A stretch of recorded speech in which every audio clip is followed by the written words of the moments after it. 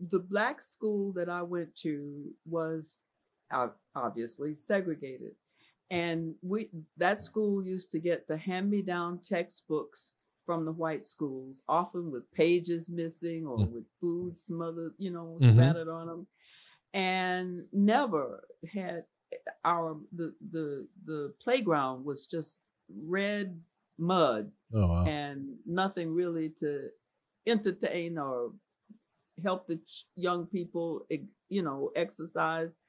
So every year they would have a fundraiser, and whichever student raised the most money would get crowned queen or king of the school. Now, my mother, my father was away in the military.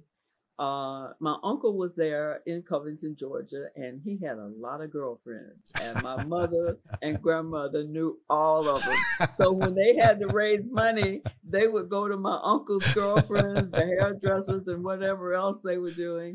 And so comes the night of the event, and everybody's sitting around. My mother and grandmother had used their little white linen handkerchiefs to tie up their money, and they had untied them and counted all the nickels and pennies and quarters and dimes. And all of a sudden they said, and so we have a new queen, and that is Charlayne Hunter. Well, as I said, my father was in the military, and a chaplain officer, so we had a little money. Yes. So the bull of a watch that they give you to be crowned when you get crowned didn't mean anything to me. But the crown, I put that crown on my head. I wore it every day, so much so that my girlfriends got so sick of me. They would fuss at me every day saying, take that thing off. And finally, at the risk of not wanting to get beat up by my girlfriend, I took it off. But here's what's so important about that to me.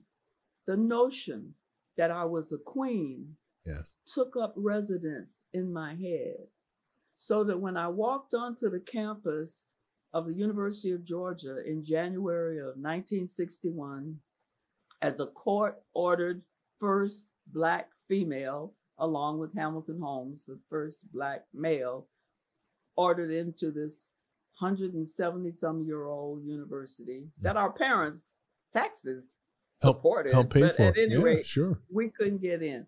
But when the lawyers like Vernon, I just read his statement a few minutes ago, but when we walked onto the campus and they were yelling the N-word, you know what I mean? I know what Go you mean. home. Yep.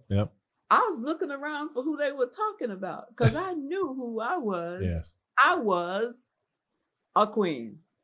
And that idea, I think, helped me survive some of the ugliest days I have experienced in my life. Yes. The notion that I was a queen and I had to behave like a queen. Yes. Well, sometimes my husband has a little problem with it, but most of the time, most of the time he's okay with it. I love that story. That's wonderful. And I'm glad that, in a sense, that notion kind of inoculated you against all that hatred that was being spewed out.